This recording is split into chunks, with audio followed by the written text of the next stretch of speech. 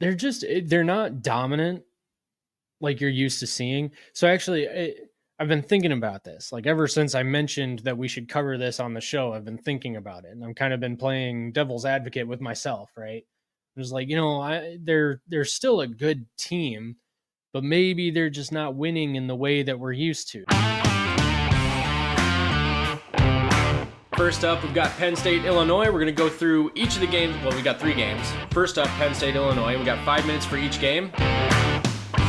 Looking for some bigger prey. They're hungry for that bigger win, and this could be it if they can take down Penn State. I said, nevertheless. Why did I say I said? The former 3rd string, now 2nd string quarterback, and people on Twitter are talking. Should he be the starter now?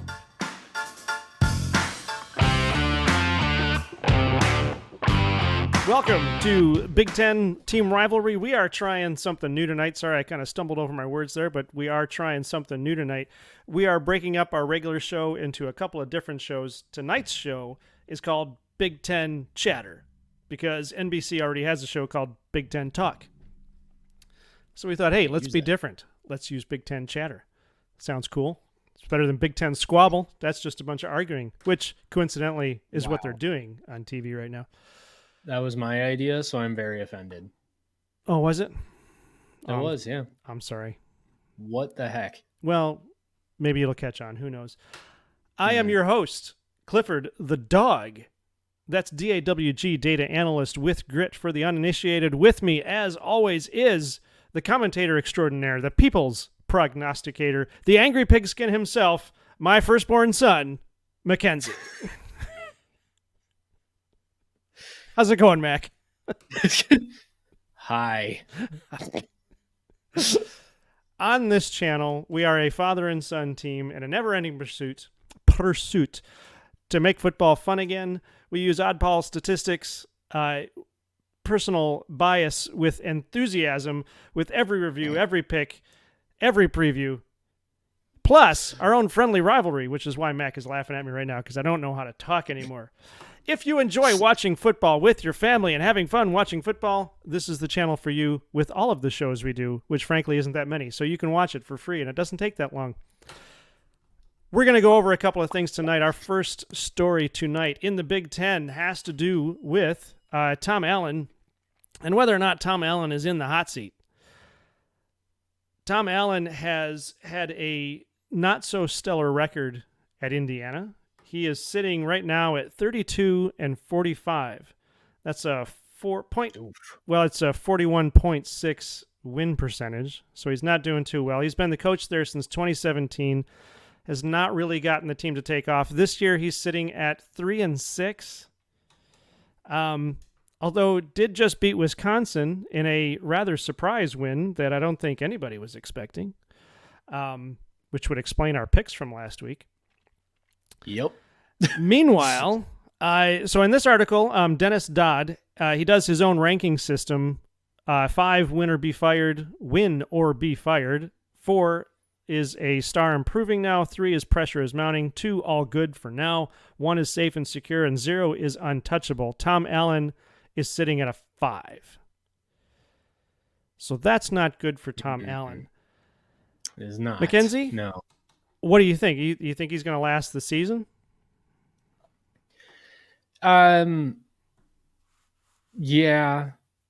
I mean, the season's almost over, so there's not really much of a point in firing him now. And especially because, they just beat Wisconsin. I understand Wisconsin's without, any of their starters on offense at this point. I think Braylon Allen's, I don't know if he's done for the season, but he was injured for that game against Indiana, so he didn't play. Their starting quarterback, against Tanner Indiana? Mordecai. I'm sorry. Brandon Allen was injured against Indiana. Gotcha. I'm sorry. Yeah, he didn't play against Indiana. Yeah. Tanner Mordecai is out for the season with a broken hand. And they've got Illinois, Michigan State, and Purdue on deck, which are 3 very winnable games for them. So, I mean, what if they end up winning out, go 6-6, and get a bowl game? I mean, maybe his job is saved another year, actually. Well, maybe, yeah. I mean, if he can win out, he's going to probably get himself a little bit more time. It would be a vast improvement on last year. Last year they went 4-8.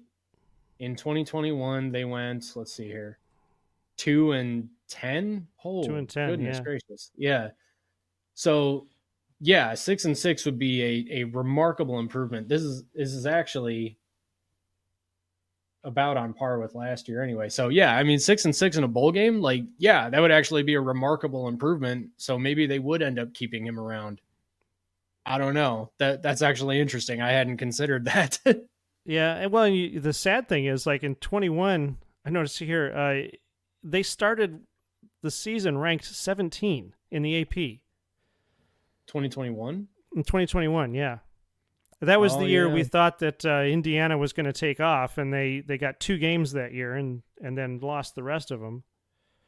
yeah. But they started off ranked at 17, and that's the only time they've been ranked since forever. Well, they were ranked in 2020 because they had a At the really end, good yeah, at the end of the 2020. season. At the end of the season, they were ranked. Yeah, they went Yeah, 6-2 in 2020. six But and two. but they Isn't got that to funny? play 8 games, so I guess that's good. Yeah, yeah. Um, yeah, if they win out this year and they go 6-6, that's not even. Well, that's actually one of their best seasons because their next best season would be 2019, which is 8-5. Everything else is worse. They He must have a lot of patience over there at Indiana because he's yeah. he's only got 2 winning seasons. I mean, yeah, that makes sense. It's Indiana. Like, of course they have some patience, and I mean, Yeah, they're in the Big Ten East, so they're not expecting to win the division at all. So yeah, I yeah, suppose that's true. I think they do have quite a bit of patience. But yeah, he was hired on January 15th, 2016. So he was, oh, I see. He was the defensive coordinator when Kevin Wilson was the head coach at Indiana. That's right. Okay. Hmm. So he's actually been there since 2016. So yeah, yeah. Wow. Okay. So he's been basically downhill every single year. Yeah. Well, and yeah, wow. If you look at the records of Indiana coaches, they have not had a coach with a winning record since 1947. Oh, geez, really? Yeah, and that was Alvin Bo McMillan, and he was 63-48-11, so he had a 51.6 win record. So yeah, Indiana is. I mean, they have the patience of a saint as a football team, but I mean, what do they do after that? What do they do after Tom Allen? I mean, they're not going to pull in any great coaches, so they I might don't as well be know. patient, I guess. I could kind of see them going after somebody from the MAC, like a Jim McElwain, maybe. But I'm just kind of tossing that out there because he's the first name that comes to mind. Like I don't know anybody else who they could get. Maybe um, who's the guy coaching Toledo? They might be able to get that guy. I can't remember his name. But Okay, actually, I can't I'm either. looking at 2019 though, and they went what? I said I don't remember his name either. Oh, okay. But like 2019, so they had 1, 2, 3, 4, 5, 6, 7, 8. So they went. Oh, the record's right there. Duh. They went 8-5. They had a bowl I was loss gonna say against they went eight and Tennessee. five. The yeah, I mean they lost the Gator Bowl against Tennessee, but they only lost 23-22. So they actually had a pretty good year. And then COVID happened, and ever since COVID, they've been totally ravaged. So I don't know. I mean, I feel like if he goes 6-6, they get a bowl game and they're competitive in the bowl game, then you keep him for another year and see what happens. Because he might actually be on, like Indiana might be on the way back up. But I don't know. I guess I haven't actually looked at their 2024 schedule with USC and UCLA coming in now. So that might actually be Ooh, really bad for them. yeah, I don't know what they're gonna be pulling on that one either. Let's see if we can find that real Yeah. quick. Indiana football 2024 schedule. Mm-hmm. I didn't even think about looking at that. Uh, well, they have UCLA in week 3. Yeah. They have Okay. Washington late October. That's not great. Otherwise, it's all regular stuff. So theoretically, their 2024 season isn't going to be too much worse than, or their 2024 schedule isn't going to be too much worse than what they've been dealing with. Okay. Yeah. Although I don't I know. I guess mean, it UCLA isn't depends doing that on. great. So Yeah. I guess it depends on who they get otherwise. Like if they get Ohio State and Michigan, Penn State, if they get teams like that again, then that might be an issue. But that's not really something that you can blame Tom Allen for. That's just how the schedule shakes out. So they get no, right? okay. They've got Michigan and Ohio State at the end of the season. So that's not great. Yeah, Yeah. it's going to be a tough There ride. I are wonder. most likely 6 wins. Oh, Yeah, I mean you still there? I am still here. Can you? Oh, Wow, what happened? I don't know. Are you gone? Oh, there it is. A little bit of technical trouble there, but we're back on track now. Our second topic for tonight is Ohio State overrated? And oh, you know what? I had notes on this, and I just moved them to the wrong spot. Here they are. You got to love this professional show business. No, that's the wrong one. No, There we go. Got it. we are not experts. Mac, you wanted to bring this one up because you feel very much so that Ohio State is overrated. I don't necessarily disagree, but I'm going to play the antagonist here, and this is what I came up with. Since playing Notre Dame has dropped from number 9 to number 15 in the AP. I forgot to check where they are in the CFP. Since playing Penn State has dropped from 6 to as low as 10, but they're back up to 9, and coincidentally, they are actually 9 in the CFP this week.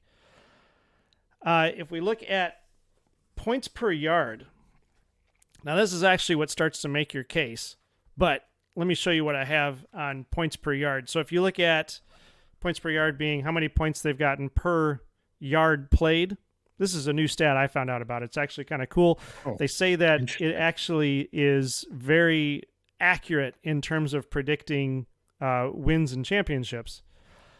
So right now, Ohio State is sitting at 0.078 points per yard.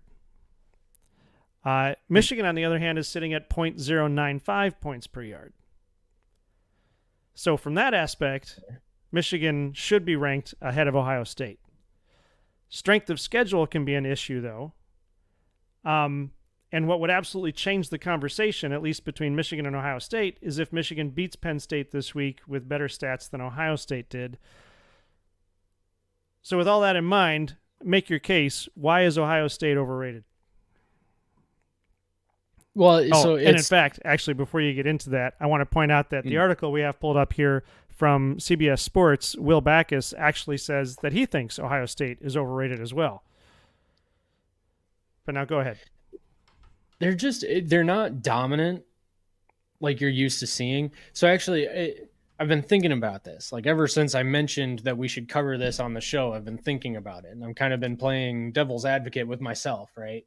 Right. It's like, they're still a good team, but maybe they're just not winning in the way that we're used to. So it's kind of interesting because they're that team right now that's just finding ways to win. They're finding ways to beat everybody that they're playing. That when they played Indiana, so they beat Indiana 23-3. And at the time we were thinking that's really bad. They looked horrible. And they did. Right. And Indiana is not a good football team this year, even though they took Penn State to the wire for a bit there. They've had some moments. They just beat Wisconsin. Good job. But they're not a good football team. And so Ohio State struggling against them was a bit concerning. Josh Pate at the time brought up the point, like, okay, 23-3, that's not the sexiest score. What if they had won 42-21? It's basically the same point spread, but 42-21 looks a lot prettier than 23-3, unless of course you like defense, in which case, yeah. But I thought, okay, that's a fine point. Maybe you're onto something. I don't know. But it was the way that they scored the 23 points. Like they were scratching and clawing for everything that they could get. Now, obviously, that wasn't really the case against Youngstown State. They scored 35 points there. Michigan would be proud. And then they put up 63 against Western Kentucky, and then they played Notre Dame. And I feel like it's that Notre Dame game that everybody's just like, they went on the road and beat a top 10 Notre Dame team. And yeah, Notre Dame is good. They've been fine, I guess you could say. They've already got 3 losses and they've got 2 more teams left on this, or 2 more games left on the schedule. They just lost at 4-4 Clemson. Clemson's not good this year, guys. They got blown out by Louisville. I guess I shouldn't say blown out. It's 33-20, but Louisville was in control of that game. And then they went to the wire against what was it, Duke. Duke, they had to pull off some heroics, last minute heroics in order to beat them. Duke's doing pretty good this year, but they're still not like, top 10. They're not a top 10 team. But what really gets me is the fact that Notre Dame beats USC, and Ohio State fans are saying, look, Notre Dame's a good win. USC is a terrible football team. USC just fired their defensive coordinator because he allowed something like 285 points. Actually, this is an interesting statistics. Get ready for this one. USC has allowed 285 points in the last, I think it was 3 or 4 games. That is the same amount of points that Iowa has allowed in the last 2 seasons. Oh. Maybe 3. Yeah. So USC's defense is historically bad. And Notre Dame beating them is kind of just a whatever to me. I mean, Notre Dame was at home. Yeah, they should have beaten USC. So I don't really like the Notre Dame win. It's not like they're incompetent, but I don't really like it. And then Penn State, I kind of still think Penn State's overrated. But whatever, we'll get to them at some point. But in any case, the problem that I have with Ohio State being number 1 is that the only reason they're number 1 is because of the numbers next to Notre Dame and Penn State. If Notre Dame and Penn State were to play good teams, which Notre Dame has and they've lost to them, and Penn State has and they've lost to them, then they wouldn't be as highly ranked either. So there you go. That, okay, so and I'm inclined to agree that they're overrated, but I'm trying to decide if it's from the standpoint of how they look or if it's reality. Because as we noticed earlier in the year, that they just don't seem to be playing as fast and decisive as they have the last few years, or I don't know, decades even. They've always seemed to be one of the fast, hard-hitting teams that they've always looked confident. They've always looked like they walk into a game knowing they're going to win, and they destroy the other team. And it just seems like last year and the year before they were putting up 50, 60 points in every single game just without a whole lot of trouble. This year, right out of the gate, it seemed like they were slower, less confident, and just timid is gone too far, but they don't look as confident as they have in the past. And comparing that to Michigan, who looks like they're on another level this year, even from last year, Michigan looks more like those fast, strong SEC teams, while Ohio State looks like the slower, less confident Big Ten teams that we're used to. Ohio State looks like Michigan from 2019. Okay.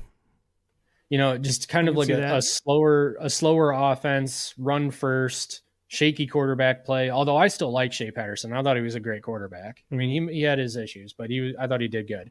But I think Kyle McCord is going to be a good quarterback for Ohio State. Right now he's shaky. And he's actually putting up some really good numbers. Like that, it's not to knock him. He's doing fairly well, but he's not the level that Ohio State is used to, which is fine because you have standards at Ohio State and you need to meet those standards. That's good. Right. Marvin Harrison Jr. is absolutely in the Heisman conversation. He's the backbone of their offense for sure. Trainum, I think it's Travion Henderson. Sorry, Travion Henderson is a phenomenal running back, and if Ohio State had an O line, I mean, or at least a better O line, he could be over 200 yards in some of these games where he's over 100 yards. He could have easily gone over 200. So it's not that Ohio State is necessarily bad either. It's just they're playing a different style of ball right now because I think that they have to. I don't think Ryan Day woke up at some point over the offseason and said, you know what? Michigan's offensive game plan in 2019 was gangbusters. We're doing that, guys. Like, I don't think that's what he was saying. I think what he was saying was, oh man, our O-line needs some help. We need tackles. I think at Big Ten Media Days, he even said, like, we need tackles if anybody's interested. And I think because of that, they're not able to do the types of things that they want to do. Kyle McCord's getting pressured a lot, and he's not a seasoned veteran just yet. So there you go. That does actually set up real nice for next year. I mean, next year they should have a really solid team. I expect their O-line to be much improved. And it also speaks to how good they are of a program that they're having an off season and they're still undefeated nearly 10 games into the season. Right. So, and number one in the CFP. Right. So, and this isn't to say that I think that they should be outside the top 4. Right now, I think they absolutely should be because they have the resume-ish. But wait a minute. They should be outside the top 4 or should be in the top 4? In the top 4. In the top 4, yeah. All right. Yeah. Because they have the resume-ish. I think that they have a better resume than nearly all other teams in the country. But they're just not number 1. They're just not playing like it. Well, and I think this weekend, Michigan plays Penn State. I think a lot of these questions are going to be answered between, as far as where Michigan is, where Ohio State is, and where Penn State is. Yeah. But let's go on to topic number 3. Does anybody actually want to win the West Division, or have they all just given up? Right now. So I picked Illinois to win the West Division at the beginning of the season. That obviously isn't going to happen. Womp womp. Well, yeah. Right now, right now Iowa is actually in the lead with what are they, 7-2 overall, 4-2 in the conference. It's that 4-2 number that counts because it's conference wins that determine division championships. Mm-hmm. So right now Iowa's at 4-2, and then you have Minnesota, Nebraska, and Wisconsin all tied with 3-3. So if Iowa loses this weekend and either Minnesota, Nebraska, or Wisconsin wins, everything gets flipped again. Or somebody will be tied with Iowa, and then it's depending on did Iowa beat them or not, I guess, to make the tiebreaker. My picks have been frustrated because the West Division things change from week to week. So, Mac, what have you got? What do you see? Who does anybody want to win the West? Is anybody going to win the West because they want to, or are they going to win the West because everybody else lost? I think Iowa is going to win the West just by the merit of their schedule, what they have left. So they've got Rutgers, Illinois, and Nebraska. And Nebraska was actually doing pretty okay there for a minute until they went to Michigan State and inexplicably lost. Explain that one to me. But whatever, it is what it is. What I love, though, this is the most Iowa thing ever, I think. Iowa has more points against in conference games than they do points for, and they are leading the division. Do they really? Yeah. They have 86 points scored against them and 81 points scored for them, and they are winning the division. So, yeah. Oh, yeah. Okay. But if Iowa loses one more game, then Minnesota has the tiebreaker. Of course, Minnesota would have to win out, and who does Minnesota have left? Minnesota has... Oh my gosh, Minnesota has Purdue, Ohio State, and then Wisconsin. So Minnesota's not going to win out. So yeah, I think that pretty much right there solidifies Iowa winning the West Division. I'm just going to check and see Yeah, Wisconsin would have to win out, and then Iowa would have to lose one because Iowa has the tiebreaker against Wisconsin. So yeah, I think Iowa's going to win at this point because I think everybody else is just basically out of time. But man, what a mess. What a mess. As you can see here, Sam Cooper and Nick Bromberg over there at Yahoo Sports, calling this the saddest division in college football. It hurts. I got to tell you. I mean, even just as a Big Ten fan, it hurts to think that half of your division or half of your conference is the worst division in college football. But I love this line here. It was vintage Iowa, and that's not a compliment.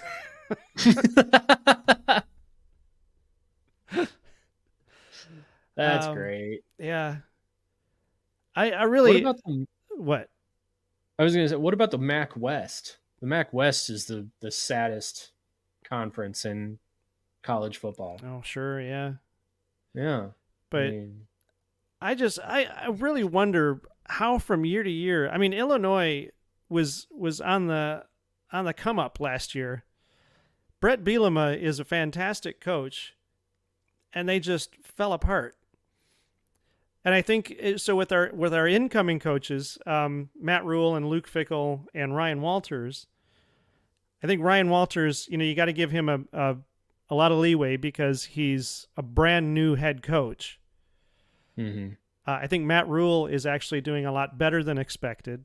I think Luke Fickell is actually not doing as well as expected because I believe the odds makers were saying that Wisconsin was going to win the West with Luke Fickell coming in.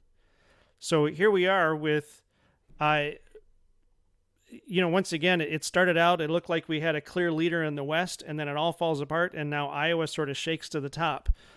And it doesn't seem like it's because Iowa wants to be there. It seems like it's because nobody else can really get a commanding foothold in their season. Well, everybody keeps losing inexplicably. Like Wisconsin losing to Indiana makes zero sense. Right. Aside from the fact that Indiana had a strong showing against Penn State and they were on a come up. Right. Or Nebraska losing to Michigan State. It just doesn't make sense at this point. Yeah. So Iowa, you think? Iowa for the West? All right. Yeah. Mathematically at this point, I think it's Iowa. All right. Yep. Well, let's close this one out with our comment of the week, and you're going to have to pause for a second while I figure out how to bring that up. Pausing. I'm not moving. There we are. So going back, we're finally getting some comments on our shows now, which is fun and hilarious and depressing all at the same time. Oh, yes. On our witch hunt video, talking about Jim Harbaugh and the cheating scandal at Michigan that definitely nobody else ever does, ever. James Gregory 4274, kudos to you for the fantastically imaginative call sign there. Came up with a fantastically imaginative limerick. Cheater, cheater, booger eater, cheated to win, vacate those wins. It doesn't even rhyme, James. Come on. If you're going to insult us properly. Yeah, really. I demand cleverness. On the other hand, our comment of the week comes from Scooby-Doo Fan 1849. Scooby-Doo Fan has been commenting on our videos for a while, always has a fantastic comment. Mm-hmm. This is from Scooby-Doo. We like Scooby-Doo Fan. This was on our Brian Ferentz, and we said he resigned. It turns out he was fired, although now they're saying he's just not coming back. I don't know. He's just not coming. Yeah. Again, it's Iowa. They're too nice. They can't make up their minds. They're like, come on, Brian, what are you going to do? Okay, so I have a question about this one. So Scooby-Doo Fan says, nothing will change until Kirk stops playing complimentary football. Brian was simply just the fall guy. He had nothing to do with the poor offense. It's just the way that his dad wants to play. Now, I was saying that I think Kirk Ferentz is going to retire this year himself, but now Kirk has made the statement that he's not going to retire. But explain to me, what is complimentary football? I think it's a term meant to like explain you use your defense to score just as much as your offense, or you use your defense. You rely more on your defense than you do your offense. You use your offense to kind of play field position games until you can score, and then you just kind of rely on your defense. I think from I think that's what they're trying to get at.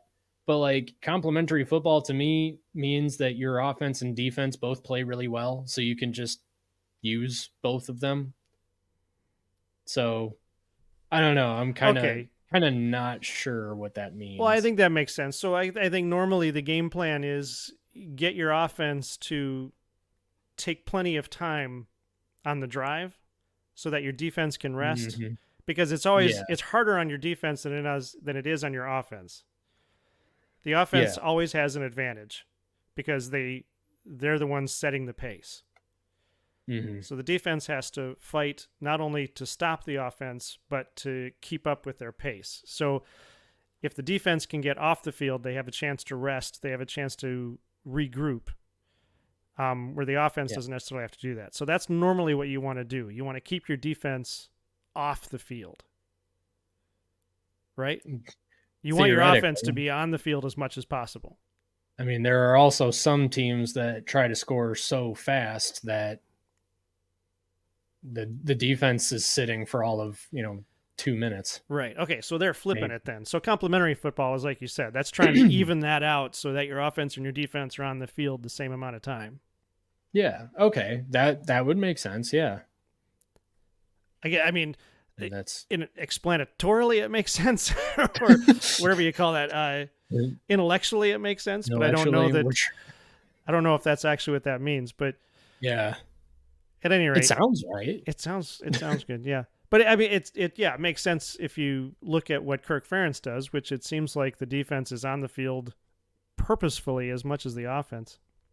Well, his defense is on the field much more than the offense. Right. They're the highest Yeah, scoring defense in the conference right now, aren't they? probably. I guess we'd have to look that up. Yeah.